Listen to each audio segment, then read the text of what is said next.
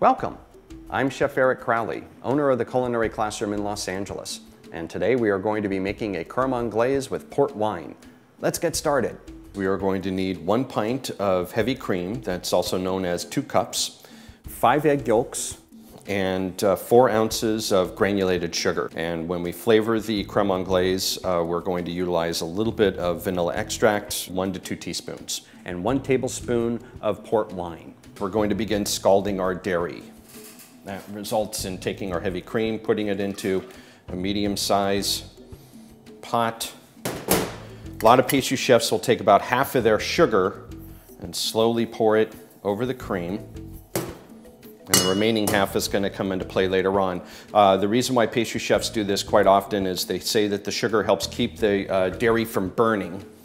And we're going to start to bring that up to just below a boil, scalding. What we're looking for when we scald is we're looking for bubbles to come around the rim of the pot, letting us know that it's just about ready to break a boil. While that's happening, we go ahead and we proceed to combine our eggs and our sugar.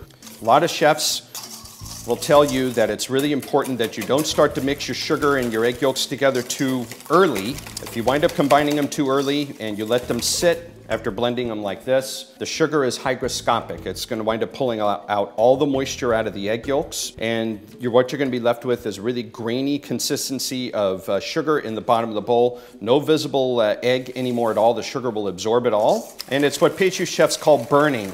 Our dairy here is scalded. We're starting to see some bubbles around the rim of the pot,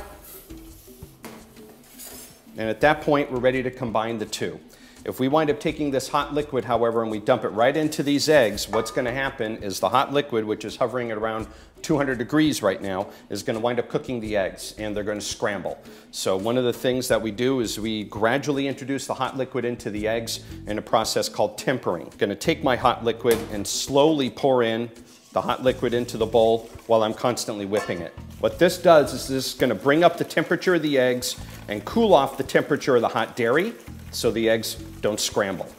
Here I have some hot water. You can tell from the steam that's floating up on top, it's just below a boil. We take our bowl, set it over the pot, lower the heat, and then we want to begin stirring it. Really important that we give it a gentle stir and keep the egg mixture moving. If you let it sit in one spot for too long, the eggs are going to scramble. You're going to get a big thick layer of cooked egg on the edge of your spatula. And also your vanilla sauce is going to have a decidedly cooked egg taste to it, which is something that we're not looking for. As I continue to stir, notice I'm going to take the spatula and go all around the circumference of the liquid and all over the bottom of the bowl. Want to keep that mixture moving. Not a bad idea occasionally to pick up your bowl and make sure your water underneath is not boiling. After several moments, you'll actually notice that the liquid inside the bowl is going to increase in viscosity. As you start to stir it around, you're going to notice the liquid, as the spatula moves throughout it, is going to be considerably thicker. And the sauce consistency that we're commonly looking for a sauce of this type is what the French call nappe. So the classic nappe test, a spoon is going to wind up working best. A metal spoon, so the sauce has some surface to stick to. A plastic spoon or something like this silicone spatula is not going to give you a really accurate feel for it because the sauce is just going to slide right off of those two surfaces. We'll wind up taking a metal spoon, dip it into the sauce.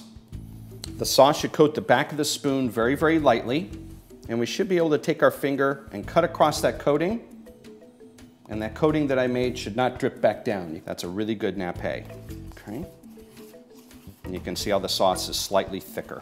This is ready to cool off and store. Larger batches would be more practically cooled off by taking your bowl and setting it inside a larger bowl that has some ice water in it, making what's called an ice bath. A smaller batch like this will be fine to just stir it for several moments out at room temperature, and then go ahead and stick it into the refrigerator. Once the thickening takes place, we can go ahead and we can add in our flavoring. Earlier I was mentioning some vanilla extract.